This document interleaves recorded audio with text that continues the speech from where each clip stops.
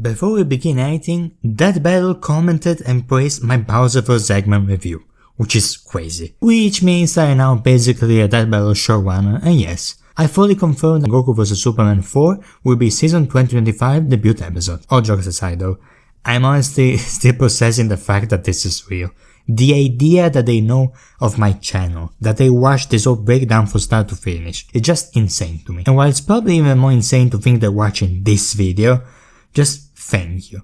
Thank you for being you and for acknowledging me. This goes both towards the Dead Battle crew and for y'all in particular for supporting the channel up until this point and hopefully beyond. On to the Q&A.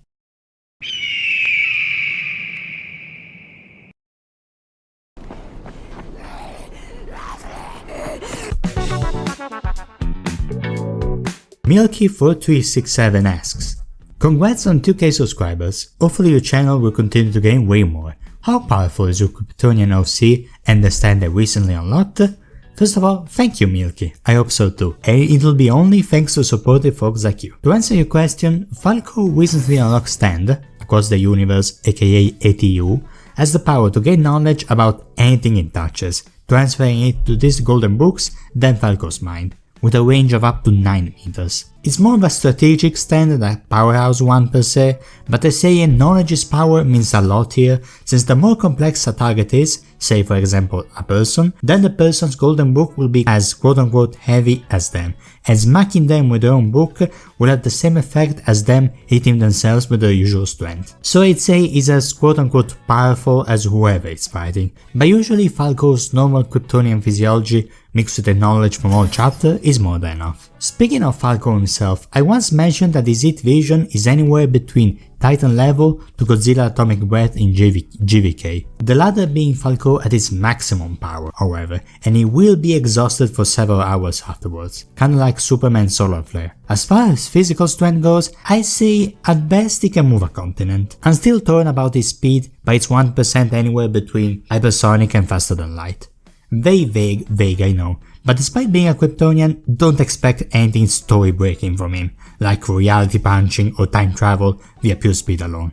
There's a reason why he needs a ship to hop between timelines and universes, you know? I don't know what to call my channel. 7733 asks, what's your favorite and least favorite Dead Battle milestone episode? Going by what the Dead Battle wiki classifies as such, I'm gonna place Goku vs Superman 2 as my least favorite milestone episode and Goku vs Superman the first as my preferred one. Fresh Squid asks, congratulations, are you the one who designs your characters for your thumbnails, or do you have a friend/artist doing that for you? Thank you Fresh. Now, I'm not Shadow the Hedgehog when I say this, but when you see any of my drawn thumbnails, you are seeing all of me. I do each and every one of them and I don't have it to intend to hire someone else for this.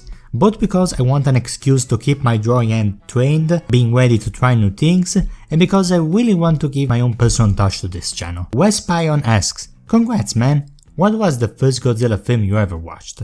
Thank you Wes Pion. I know I'm not alone when I say this, but it was unfortunately Godzilla 1999. Even as a kid I thought that the poster and this teaser trailer right here were much better than the actual film, which I still thought was fun at least, maybe a bit too fun and lighthearted for a giant monster film, which was in great part due to the pre-9/11 portrayal of the city destruction, let's say. Pointless Sub went over this in great detail while analyzing Cloverfield, which is one of my favorite films ever, kaiju or otherwise. Gear5435 asks, will you do a top of your favorite Dead Battle episodes? I assume you meant Dead Battle episodes in general, and the answer is yes I will. Maybe in the waiting period between season 2024 and season 2025, or anywhere during the latter, since apparently it's gonna be a 4 weeks wait between each episode now apparently, giving me plenty of extra space for more videos. I really hope that waiting period won't hurt the channel algorithm though. Phineas comes in with a double whammy. Number 1. Favorite comic book movie before the year 2000, and number 2. Are there Dead Battle episodes you disagree with the outcome / are salty with the result? Ah, the pre-2000s. Quite a peculiar year for comic book movies, innit? However, my go-to pick has to be Jim Carrey's The Mask. I know it's vastly more family friendly than the comics, but I've been loving it since I was a child. I watched multiple clips of it online non-stop, to the point where I probably thought there were multiple Jim Carrey Mask movies at some point. The truth was, unfortunately, much much more grim. As far as death battles I outright disagree with the outcome of, confidently speaking I can only say Bardock vs Omni-Man, because it was the first ever death battle I actually did research for before watching the episode, and you can hear all about my reasons why in my review. Regarding being salty without necessarily disagreeing with the outcome though, I still remember my stomach dropping when Hal Jordan pulled out those scissors, and I was in a Green Lantern phase at the time, so I had very mixed feelings about Hal Jordan as a character ever since. Jon Stewart will always be my OG though. There's also Goku vs Superman III. As while it's pretty great on most technical aspects, I'm not the biggest fan of how it tries to soft blow portraying Superman as an unstoppable force for 3 times in a row. I personally think Goku vs Superman 2 really hurt Krako's reputation with his OPness and everything, and I'm not saying they needed to have Goku win just to make up for that, but I wouldn't have minded something that would make people understand Krak is not always narratively invincible either. Call it a Facebook status cause oh boy it's complicated. Cap Series asks, what's your favorite 2024 movie so far? As of now, I gotta go with Deadpool and Wolverine. It was a full theater that night, and we all laughed / went on at the same things, so it was one of my favorite cinema experiences ever. Despite Cape Shit being at the tail end of the multiversal madness it's been going on, I still think it's a surprising mix of emotional, funny, and just plain awesome. For the more intellectual parts of my audience, however, I'd say A Quiet Place Part 1 and Alien Romulus were also pretty damn peak, but I did not have the balls to watch them in theaters, sorry. Chaos Servant asks, what is your dream Death Battle episode? My top 3 most wanted Death Battle episodes are Marcus vs Caesar, Tsusuke vs Sukuna, and Junko Enoshima vs William Afton, so I'd say it's any of those 3, but the third one especially. Although in recent times I'm really starting to like Homelander vs Red Keeper, and I might as well even do a video just for that matchup alone. I know I once suggested that my first ever single matchup team video would be about Junko Trap, but I just don't think I'm 100% fully in tune with Junko's character to properly represent both parties. Meanwhile, with Redlander, I'm just 13 anime episodes away from fully understanding Red Keeper's character, and the boy certainly isn't getting any popular, so might as well. Dylan Cuevas asks, if you could put any character in the next Smash Bros game, who would it be and why? It has to be a character that originated from a video game, probably Maxwell from Scribblenauts. I loved that game as a kid, the creative potential is honestly only rivaled by the likes of Minecraft and Little Big Planet, which funny enough both got into fighting games already, so why not give my boy Max some time to shine. I think his cute and colorful aesthetic would fit into Smash Bros like a glove, and don't even get me started about his attacks being potentially literally anything. Animals, ships, houses, tablespoons, you name it. Oh well, ride it. Get it, cause that's what the game is about. Village Otter asks, what is your favorite Death Battle episode right now? As of right now, I still gotta go with Darth Vader vs Obito Uchiha. If your ears can withstand my former mic quality, I definitely suggest checking out my old review from back then or the season 10 ranking. For an abridged explanation though, I personally think it does everything right. From the matchups, connections, breakdowns, music, animation, voice acting, and especially the emotional stuff, which I was really hoping for them to nail as hard as they did. Courage vs Scooby is up there too, for obvious reasons, but I don't consider it a standard Death Battle episode, so it's not the first pick in my mind when people ask me about my favorite Death Battle episode. Hope that makes sense. Superstar says, question for the Avatar. Thoughts on Power Girl? Ah yes, a fellow Kryptonian multiversal refugee. We spoke actually, once. She was actually a bit annoyed when I mistook her for a Kara Zor-El variant, apparently she gets that a lot, and she kinda kicked my ass for it. Still though, she's a fantastic woman, amazing fighter, and I wish her the absolute best. Choikin Side Dish asks, what is your least favorite Death Battle episode if you have one, and favorite Death Battle track? I know I'm not alone when I say that Rebecca Black vs Justin Bieber is so atrocious, so representative of an awful internet era, that it overshadows anything that Battle has ever done with fiction characters, since these were very much real people and not even meme versions either. Regarding my favorite Death Battle track, well, I would have to go with That's No Moon by default for accompanying my favorite Death Battle episode, but the fact that it's more, say, atmospheric per se, and the series itself, especially in season 10, had so many headbangers I listened to that at various points, I am leaning more towards the likes of Hollow Dreams, Forever Terror Night, Boulder Dash, Final Formers. Actually no, it's Fireborn. Yeah, I still remember my soul ascending to higher plane the first time I listened to it, and every time ever since. Leviathan Gamer 799 has a slightly personal, slightly political inquiry. Oh boy, I already know I'm gonna lose most of y'all with this one. What is your position on pi? Well, I personally think that the fact that humanity not only came up with the circle shape, but the exact number to determine the ratio of its circumference to its diameter is nothing short of brilliant and precious. Divinstone says, "Congrats on reaching 2K, my friend. What are your thoughts on Hulk vs Godzilla and Goku vs Megamind being revealed as the last 2 episodes for the Kickstarter season?"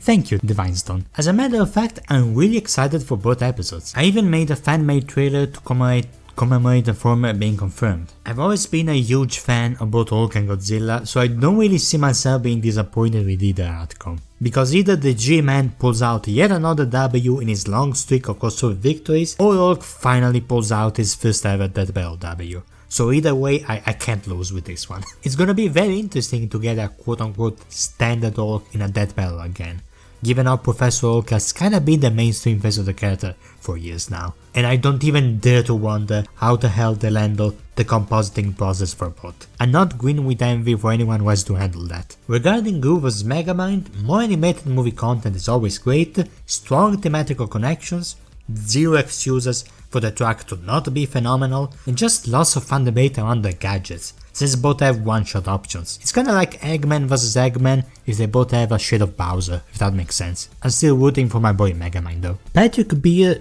2078 says, "I figured I ask one that connects to your most commonly talked about topics. If Death Battle ever does an episode that specifically covers Snyder vs Superman, interesting, who would you want him to be against? And what stuff would you maybe like to see happen in said fight?" So, I think Death Battle has made their stance clear about Snyder's Superman with his comment in Goku vs Superman the 3rd, or at least that's the audience they want to cater to. But even without that in mind, I really don't see this specific iteration of Superman appearing on the show. Like, it's one thing if a small channel like mine defends it against the entire internet, but I don't really see them bringing this iteration from three films without making the classic digs that already haunt the perception of these 3 films. That's without mentioning the messy scaling you'd get with tectonic moving statements, stuff on the DCU as a whole, most of it involving non-canon or maybe canon appearances. It's a whole mess. I love both pizza and chocolate, but I'm not exactly gonna hit chocolate flavored pizza, you know? Pretending none of those problems existed, we have MCU Thor, Movie Knuckles, Evolution Goku, not a great matchup streak. But believe it or not, and despite my thoughts about the normal version of this matchup, I can't believe I'm about to say this, I think Bayverse Optimus Prime is a great thematical matchup for Snyder vs Clark. There's the usual connections for this matchup, red and blue symbols of hope and justice, except the internet is split about these 2 specific versions, torn on whether they're cool and realistic takes, or dark, gritty, edgy copies of what they should be, unrecognizable monsters responsible for war crimes, torn cities and genocide. The funny thing is that for Bayverse Optimus, that's actually true. Whereas Snyder vs Superman is honestly gets a bad rep solely because of Snyder derangement syndrome online, with narratives often pushed by very disgusting people. That side note aside, I can totally see them using Age of Extinction Optimus, more or less on a rampage against the humans, as Snyder vs Clark tries to reason with him, as he knows very well how harsh humanity can get towards aliens, before a fight inevitably ensues. I love to see them find a bit of a common ground with such a aforementioned shared struggle with humanity, which Clark came very close to be broken to before resurfacing, whereas Optimus went to the deep end. Clark trying his best to keep the fight away from people, as he did in Batman v Superman, showing how much the Metropolis incident impacted him, and some melancholy on Clark as he finds himself forced to take a life once again.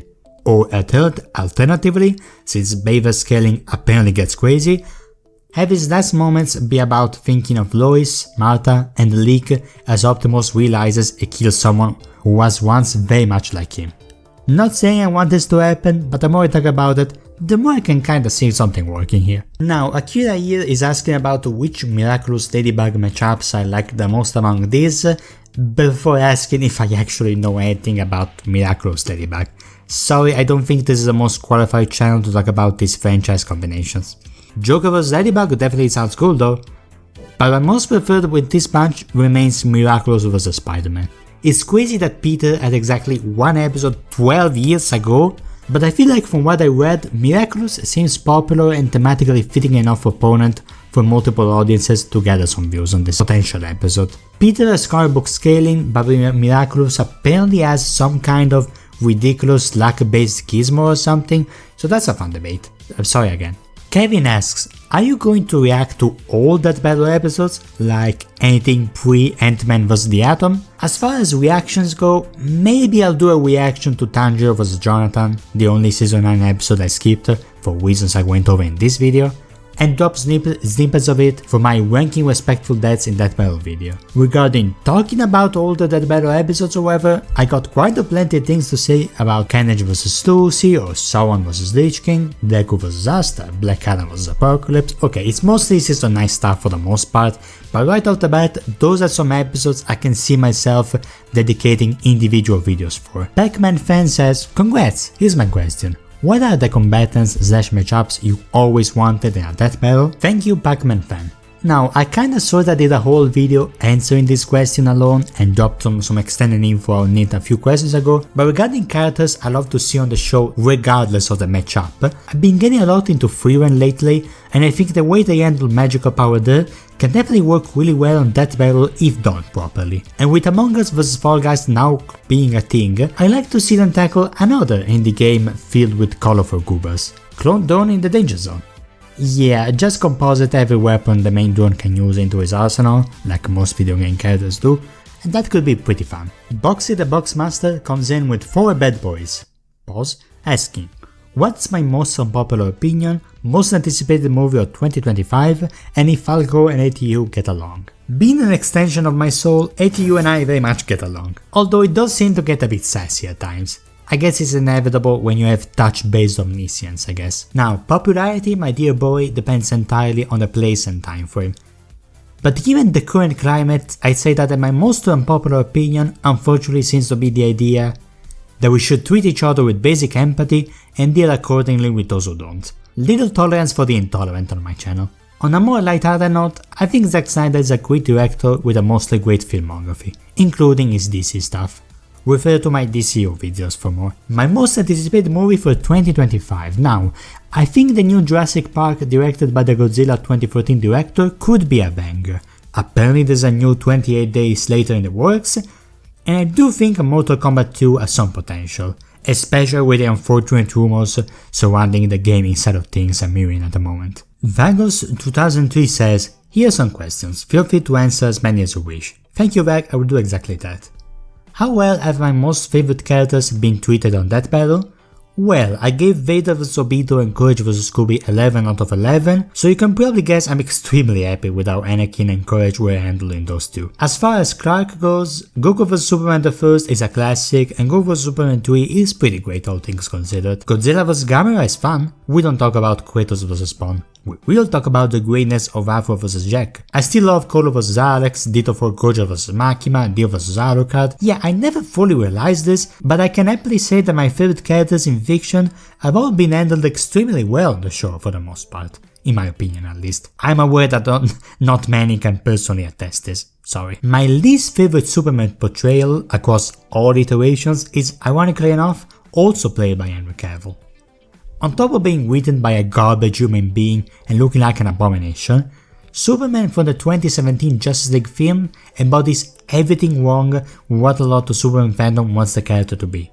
Unlike how Snyder handled the character, this Clark is not really a person, he's a wholesome quotes generator, all smiles, confidence and absolutely nothing else. It's a deeply insincere, cynical and corporate approach that nullifies the depth and nuance I love about Superman as a character, all in the name of reducing him into something with the same depth as a hanging there cat poster. Needless to say, it was deeply disheartening to see many celebrate his portrayal simply because he said the word justice, like dogs sing Jingle Keys, I swear. What other Versus show have I watched besides Death Battle? The earliest form of Versus content I remember watching were Ben 10 stick fights. Then right after Death Battle I, regrettably, came across Cartoon Fight Club, Then fast forward a few years later, I got introduced to Goji Center via Monster Face Off, which is an amazing versus series and channel to check out if you want a more naturalistic take on versus stuff. More recently, we have a very underrated horror themed versus series, Spooky Showdown by Galaxy Max,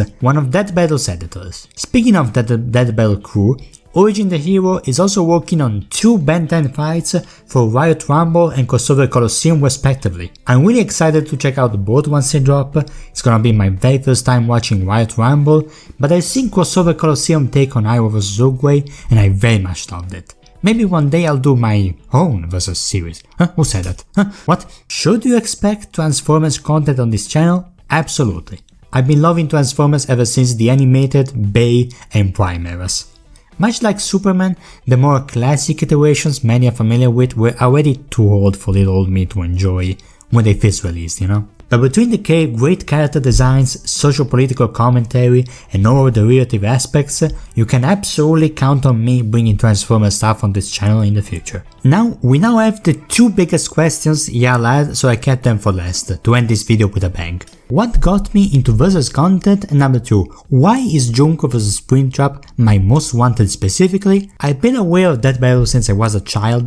The first episode I ever remember watching was the Mario vs Sonic the first, but I really started to watch episodes frequently in the waiting period between season 8 and season 9. Then the ladder dropped, which I really liked for the most part, and by the time of season 10 I really wanted to share my love for the show, plus give this channel a little spark, let's say, and the rest is history. Regarding why Junko Enoshima vs William Afton is my most wanted episode in Dead Battle history, well, I've been a FNAF fan ever since the FNAF 2 days, basically watched every gameplay and or theory I could find, although I kinda sorta lost track of the lore during the security breach era. Then again, so did the franchise, am I right fellas? No? Okay, no, but seriously, William Afton is one of my favorite characters and villains in fiction. And when I officially got into the Dead Battle fandom, checking out various matchups suggested by community and such, I found this one on Reddit. I remember this being my first ever instance of falling in love with a matchup just by the sheer connections and shared themes alone, which were further strengthened by the animation and banter potential between these 2 absolute nutjobs. To little old me, finding someone so distinctly similar to William of all characters was unheard of, and I loved this matchup ever since, which became more likely now that the Dead Battle cast made them understand and enjoy this matchup, but we'll see. That's pretty much it. Thank you all for your questions and especially for your support. I'm thinking of maybe keeping the Q&As for every 2k subscriber milestone or so, depending on how awesome y'all keep on being with your crazy support. So remember to subscribe for more, but until then, drink lots of water, I'll do the same. Oko Krypton, hoping I made your day slightly better.